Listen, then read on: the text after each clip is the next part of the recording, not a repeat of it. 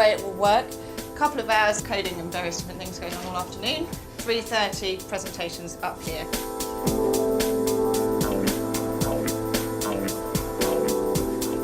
Turned up today not really knowing what to expect, and then saw everything from people playing with chicken wire to actually building sensible web applications.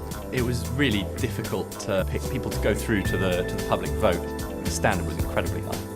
I am going to tell you who won the 4 categories that's then going out to the public vote. So quality, design, technology and evolution. And then judges are going to do a few special category mentions. It was great because there was a really nice engagement between the developers and the cultural engineers, bouncing ideas off each other and building stuff up from idea through concept to, in some cases, a real proper finished product. Well, I actually have been taken by the whole concept of hacking systems and manipulating stuff that actually ordinarily you would regard as being a black box. It was quite inspiring to be amongst a collective consciousness. The winner of quality is Amadou. There's been this whole theme of dreams, and dreams mean different things to everybody else. You know, you need a bit of inspiration, you need a bit of an idea.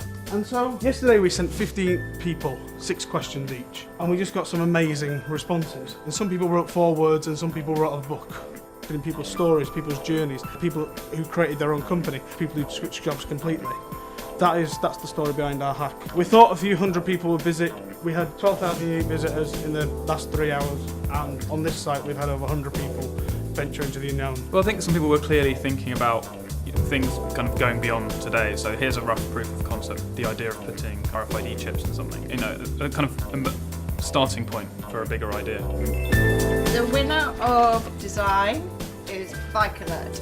We're trying to tackle this problem of cyclists getting killed, and one of the things we identified is that 43% of fatalities involved big HGVs turning left. On every bike there would be an RFID bike-mounted transmitter which would constantly be sending a signal out. And then the second part of the system would be that in every HGV there would be an iPhone type receiver, but it could also be a built-in system. If you imagine a kind of an area around a lorry, as soon as a bike's entered that area, it would show up and would use visuals and audio in order to alert the driver. So I took that data that I showed, the visualization data there, and I turned it into an API that could work with any GPS device. We built this on, off-the-shelf technology overnight. Hack days are useful to kind of pretty much anyone. It's nice to see one like this where people are actually about making the more kind of intangible stuff. The winner of technology is Calm Youth. All modern cars have engine management systems, so we think that we can plug a Bluetooth serial transmitter inside the engine's bonnet and pick up these signals, completely randomly generating the music you're about to hear. This is not Mozart, but what you will hear is as the gears change, new layers coming in. As the speed changes, new layers coming in. There were a couple of hacks that were kind of to do with music and geography and this concept of getting lost, and I really love this, experiencing something a little bit different. And the winner of evolution was Get Lost. Where are you, Ben?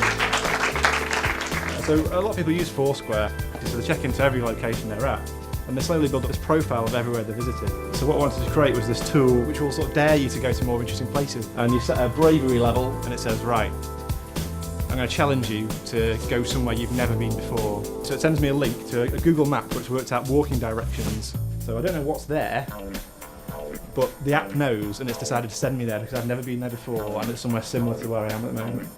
So yeah, all about forcing you to venture into the unknown, to experience new things, and sort of create these sort of serendipitous experiences, maybe finding your new favourite place. The Judges' Choice Award went to Orchestra, which I think everyone loved. Everyone was sort of picking up their phone and playing with it live as we were talking about it, and it's just amazing to see something that was so finished and ready to go.